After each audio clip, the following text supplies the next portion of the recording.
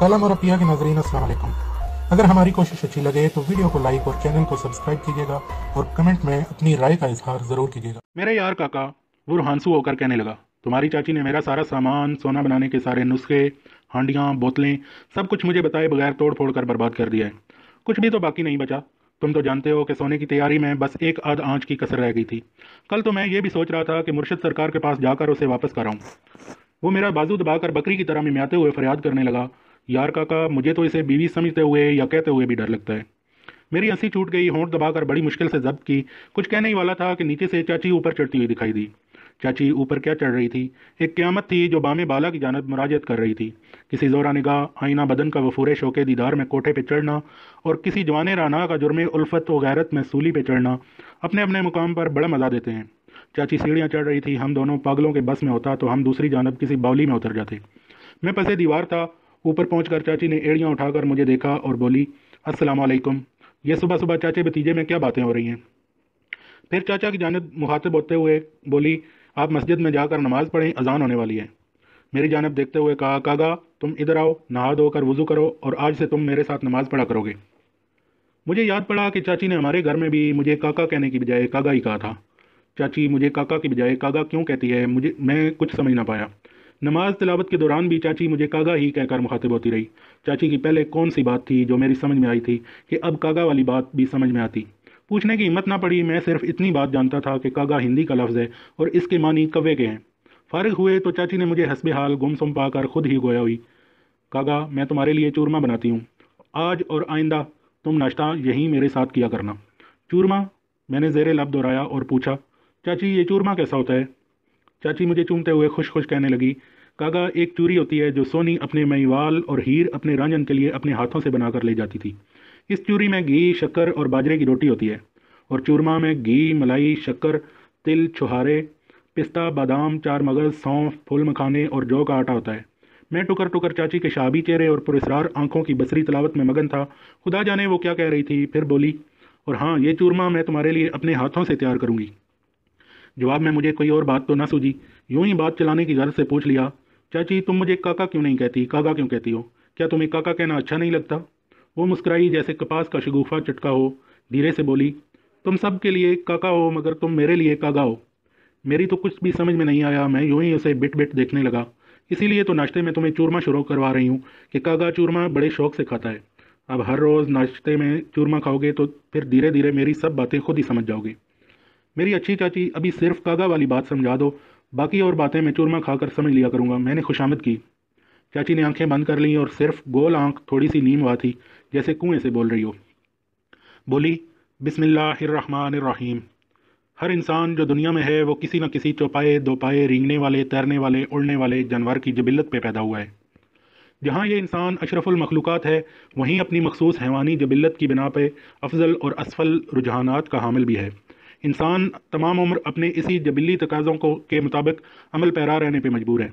इसकी ये अच्छी, बुरी, साद, नास, जबिल्ली खसलत इसकी सोच विचार, फैसलों और रोज़मर्रा के दीगर अवामिल पर असरअंदाज होती है। कोई शेर है तो कोई महज गीदड़, कोई लूमड़ की खसलत रखता है तो कोई हिरन की मानंद बोला बाला है, कोई शिकरा तो कोई कबूतर, बिल्कुल इसी तरह कोई मछली, मेंढक, गिद्ध, उल्लू और कोई बकरी की तरह बुज़दिल। मैं तो कव्वे यानी कागा में फंसा हुआ था। मैं अपने अंदर ही अंदर अपनी कोई कव्वे की आदत खसलत ढूंढने की कोशिश कर रहा था, जिसकी वजह से चाची मुझे कागा कहती थी। चाची की बात अभी ख़त्म नहीं हुई थी कि मैं बोल पड़ा, इसका मतलब है कि मैं कौवा हूँ? कौवा तो बड़ा ढीठ, धोखेबाज और नदीदा होता है। चाची ज़रा गौर से देखो, तुम्हें मुझ में ऐसी कोई चीज़ नज़र आती है? ये तो मेरे साथ बहुत जाती है। मैंने रूठते हुए मुंह सा बना लिया। कागा मैं तुम्हें अभी कुछ बताना नहीं चाहती थी, ये सब चूरमे के बाद शुरू होना था। तुमने खुद ही मुझे बताने पे मजबूर किया और अब नाराज़ हो रहे हो। क्या ये मेरे साथ जाती नहीं है? ये सुनकर मैं बैठ गया और लेकिन मुंह बसोरे रहा। चाची अब कदरे संजीदा हो रही थी और कहने लगी, कौवे और कागा में भी ज़मीन आसमान का फ़र्क होता है। कौवा हग मूत, मांस, अनाज, गंदा मंदा जो मिले पेट में उतार लेता है। यही कौवा नदीदा, ढीठ और चक्करबाज होता है। कागा तो पी की खबर लाता है, ये अजल से अबद तक के तार हिलाता है।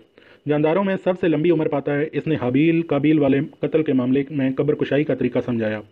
नूह अलैहिस्सलाम की राहबरी की, खिज़र अलैहिस्सलाम की खबर ली, पारस रगेदा, आब हयात चखा, कोई काफ पे उड़ान भरी, सैफुल मलूक में डुबकियाँ लगाईं, तन मन काला, ये मलंग दरवेश मुनाफिक नहीं होता। मेरे बाबा ने मुझे नसीहत की कि कागा, कबूतर और कुत्ता जहाँ मिलें उन्हें जहाँ भी पाओ उन्हें तकरीम दो। اگر ان کی صرف ایک ایک خوبی خصلت بھی اپنا لو تو تمہارے پاؤں سنگ پارس وفا حیا اس کی رضا ادا صبر صادق توکل تقوی کامل نگاہ کیمیا۔ میں گستاخی کر کے درمیان میں بول پڑا، چاچی میں یہ اوکھی اوکھی باتیں نہیں سمجھ سکتا، میں جا رہا ہوں، میرا سر درد کرنے لگا ہے۔ چاچی نے شفقت بھرا ہاتھ میرے سر پہ رکھ دیا، مجھے یوں محسوس ہوا جیسے درد کا فور ہو گیا ہو۔ ان کی کہی ہوئی ادک ادک باتیں بھی اپنے آسان ترین مفہوم کے ساتھ مجھے سمجھ میں آ رہی ہوں۔ کاغا آئندہ ایسا مت کہنا، یہ بے ادبی ہے، ہم بابا جی کے سامنے ایسا نہیں کر سکتے تھے۔ یہ بابا کون ہوتے ہیں؟ میں نے نیا شوشہ چھوڑ دیا۔ پہلے کاغا کو تو سمجھ لو، پھر خود بخود ہی پتہ چل جائے گا کہ بابا مرشد پیر یا استاد کون ہوتے ہیں۔ ہاں تو میں بتا رہی تھی کہ ہر انسان کسی نہ کسی حیوانی جبلت پہ ہوتا ہے جو نظر والے مقابل کو دیکھ کر اس کے جانور کو جان جاتے ہیں، وہ پھر اسی نسبت سے اس سے مذاکرات یا معاملات کرتے ہیں۔ وہ سمجھانے کے انداز کو آسان تر کرتے ہوئے بتانے لگی، اگر تمہیں یہ معلوم ہو جائے کہ تمہارے سامنے ایک سانپ یا بچھو بیٹھا ہوا ہے تو تم یقیناً اس کے آزار سے خود کو محفوظ بناؤ گے۔ کاغا ٹھیک 2 دن اور 1 پیر کم 40 برس پیچھے جب میں 7 برس کی چھوکری تھی، اپنے ماتا پتا کے ساتھ درگا مائی کے میلے پہ آئی تھی۔ بھرت ناگ اننت ناگ کے پاس ایک چھوٹی سی بستی تھی، بس 60-70 گھر، 6-7 مسلمانوں اور باقی ہم ہندوؤں کے تھے۔ ہم اونچی جات کے پنڈت برہمن، میرے پتا جی بستی کے مکھیا تھے، مندر کے پنڈت پروت بھی۔ جموں سے 18 کوس پچھم کی جانب پرم پوت ایک مسلمان فقیر کا استھان تھا جو ہماری راہ میں پڑاؤ تھا۔ ہمارا پریوار ایک بیل گاڑی پہ سوار تھا۔ پہاڑی علاقوں میں شام اترتے ہی اندھیرا چھا جاتا ہے، سردی یا بارش ہو جائے تو دھند بھی گہری چادر تان لیتی ہے، ہاتھ کو ہاتھ سجائی نہیں دیتا۔ آڑے ٹیڑے اونچے نیچے پہاڑی راستوں پہ سفر جاری رکھنا مشکل ہی نہیں ناممکن ہو جاتا ہے۔ میں تو میاں کی گود میں توشک میں لپٹی سو رہی تھی، اچانک اندھیرے میں بیل کسی چیز کو دیکھ کر بدک گیا، سرپٹ جو بھاگا تو آگے موڑ پہ سیدھا گہری کھائی میں گاڑی سمیت گر گیا۔ ماتا جی، پتا جی اور گاڑی والا بیل سمیت جل کر بھسم ہو گئے۔ مٹی کے تیل کی لالٹین جو گاڑی کے گھاس پھوس پہ الٹ گئی تھی۔ صبح دن چڑھے، جب سڑک پہ آمد و رفت شروع ہوئی تو لوگوں کو آدھا جلا ہوا بیل اور 3 منوشوں کی جلی ہوئی ہڈیاں ملی۔ نہ کسی کو خبر کہ یہ کون لوگ تھے، کہاں سے آئے اور کدھر جا رہے تھے۔ جائے وقوع سے مشکل 3-4 فرلانگ پرے ایک فقیر نے اپنے بالکے کو حکم دیا کہ فوراً ساڑی باڑی کے موڑ پہ جاؤ، وہاں چیڑ کے جاڑ میں ایک کبوتری الجھی پڑی ہے، اسے حفاظت سے اتار لاؤ۔ چاچی یہاں تک کہہ کر خاموش ہو گئی۔ میں ایک جامد و ساکت پتلے کی طرح بغیر پلکیں جھپکائے اسے دیکھ رہا تھا۔ پورے واقعے کی فلم میرے سامنے چل رہی تھی، بلکہ یہ تک محسوس ہوا کہ میں خود بھی اس بیل گاڑی میں سوار تھا۔ گرتے سمے جیسے میں خود بھی درخت کے جاڑ میں الجھ گیا۔ جلتے ہوئے بے بس زندہ انسان، ان کی آہو بکا، بیل کا ڈکرانا، پتھروں سے سر پھوڑنا، پھر ہڈیوں اور گاڑی کی لکڑیوں کی تڑاخ چٹاخ، جاڑ جنکار کے جلنے کی آواز، دھواں، سڑاند، پھر خاموشی۔ میں نے یہ بھی دیکھا کہ ایک سیاہ پوش ننگے سر ننگے پاؤں بے خوف و خطر درخت پہ چڑھ کر اس نے مجھے اتارا۔ میں تکلیف سے رو رہا تھا کیونکہ میری بائیں آنکھ کے پاس کسی جاڑی کا کانٹا گھسا ہوا تھا۔ مجھے وہ درویش بڑی حفاظت سے فقیر کے ڈیرے تک لایا۔ فقیر نے فوراً مجھے اپنی حفاظت میں لے لیا، آنکھ سے کانٹا کھینچ کر نکالا، انگلی سے لاب لگا کر میری آنکھ پہ لگایا اور دودھ پلا کر گدڑی پہ ڈال دیا۔ اچانک میری انگلی میرے بائیں آنکھ کے کنے پہ چلی گئی اور چاچی یہ دیکھ کر مسکرائی اور کہنے لگی، کاغا دیکھا، تم بھی وہاں موجود تھے، تمہاری اسی آنکھ میں کانٹا گھسا تھا۔ آگے بڑھ کر چاچی نے میری زخمی آنکھ چوم لی۔ مجھے عجیب سی ٹھنڈک اور تسکین کا احساس ہوا۔ 1-2 شدید جھٹکے سے لگے جیسے آنکھ کے اندر کوئی ہلچل گڑبڑ، کوئی حرکت سی ہو رہی ہو، اور پھر ہلکا سا درد ابھرا۔ میں نے گھبرا کر آنکھ پہ ہتھیلی رکھ دی۔ چاچی نے منہ سے لاب لگا کر میری کنپٹی اور آنکھوں کے کونوں پہ لگایا۔ 2-4 لمحوں بعد میں نے ہولے ہولے سے آنکھ کھولی۔ میرے سامنے کبوتری اور چاچی دونوں بیٹھی ہوئی تھی، بائیں میں کبوتری، دائیں میں چاچی۔ کبھی دونوں آپس میں گڑمڑ ہو جاتی۔ چاچی یہ کیا، میں کیا دیکھ رہا ہوں؟ ہاں کاغا، تم ٹھیک دیکھ رہے ہو، میری کایا کا یہ بھی ایک روپ ہے، بربکی اشرفی کبوتری۔ یہ وہاں تک پرواز کر سکتی ہے جہاں یہ بھی اشرفی کی مانند کھرا چمکتا ہوا دکھائی پڑے۔ چاچی، کاغا تو وہاں تک پرواز نہیں کر سکتا نا؟ کاغا، پوچھو کہ کہاں تک پرواز نہیں کر سکتا؟ کاغا تو سیاہ پوش درویش ہوتا ہے، کیا کیا کی چنتا اسے ہر پل بے چین اور بے قرار رکھتی ہے۔ جسے ہم کہاں کہاں سمجھتے ہیں وہ کیا کیا اور کیوں کیوں ہے، وہ ہر سمے کھوجتا رہتا ہے۔ یہ مؤذن اول، اسے ازل اور ابد کا گیان ملا ہے، اس نے الست ہست اور مست کا فلسفہ سمجھایا ہے۔ یہ چھین اور اچک لیتا ہے، مانگتا نہیں۔ یہ گر در کا قائل نہیں، یہ رنگ روپ کا چولا نہیں بدلتا۔ کتا کبوتر رنگ سنگ بدلے مگر کاغا کا راگا کبھی نہ بدلے۔ یہ زیرک درویش مرنے کے بعد بھی دفن کیا جاتا ہے۔ کتا روڑی، کبوتر شکم اور کاغا گور گورا۔ وے کاکا، امی کی آواز مجھے جیسے کوکاف سے واپس کھینچ لائی۔ صبح کا اجالا پھیل چکا تھا، امی ہاتھ کے اشارے سے مجھے بلا رہی تھی۔ چاچی نے آگے بڑھ کر سیڑھیوں پر جا کر امی کو سلام کیا اور بتایا کہ کاغا نے نماز اور تسبیح میرے ساتھ پڑھی ہے، کل سے انشاءاللہ قرآن بھی پڑھا کرے گا، اور ہاں ناشتہ تو یہ میرے ساتھ ہی کیا کرے گا۔ امی کو اور کیا چاہیے تھا، وہ تو یہی چاہتی تھی کہ میں ایک نیک دیندار بچہ بنوں اور کسی طرح سے میری آوارگیاں، دوستیاں اور ناک میں دم کر دینے والی شرارتیں ختم ہوں۔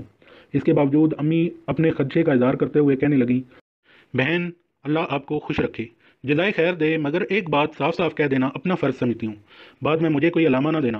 آپ ابھی اسے ٹھیک سے جانتی نہیں ہیں، یہ بڑا شرارتی، مکار اور حرفوں کا بنا ہوا شیطان ہے۔ اکلوتا بچہ ہے، ہمارے بیجا لاڈ پیار اور دلار نے اس کا اور بھی بیڑا غرق کر دیا ہوا ہے۔ کچھ عرصے سے اسے چوری کی عادت بھی پڑ گئی ہوئی ہے۔ اسے زیادہ منہ نہ لگائیں، آگے آپ کی مرضی، جیسا میرا ویسا تیرا۔ چاچی نے ہنسی میں بات ٹالتے ہوئے کہا، بھابھی جی اس عمر میں بچے ایسے ہی ہوتے ہیں۔ وہ مجھے پچکارتے ہوئے بولی، آپ بالکل فکر نہ کریں، یہ بچہ تو بہت اچھا اور بلا کا ذہین ہے، اسے پڑھنے لکھنے علم سیکھنے کا بہت شوق ہے، آپ اسے اللہ اور میرے سپرد کر دیں، انشاءاللہ سب ٹھیک ہو جائے گا۔ تمہاری زبان مبارک بہن، اللہ کرے ایسا ہی ہو۔ میں تو ہر وقت اللہ سے یہی فریاد کرتی رہتی ہوں کہ بڑھاپے میں دیا ہے تو بس تو ہی اس کا نگہبان ہے، تو ہی اسے اپنا نیک بندہ بنا دے، اپنے ماں باپ اور خاندان کا نام روشن کرنے والا کر دے۔ آمین، یہ کہہ کر امی اپنے سر پہ دوپٹہ درست کرتے ہوئے ادھر اپنے صحن میں اتر گئی۔ چاچی زبردستی مجھے اپنی کمر پر لاد کر واپسی تک دراز پہ آ گئی۔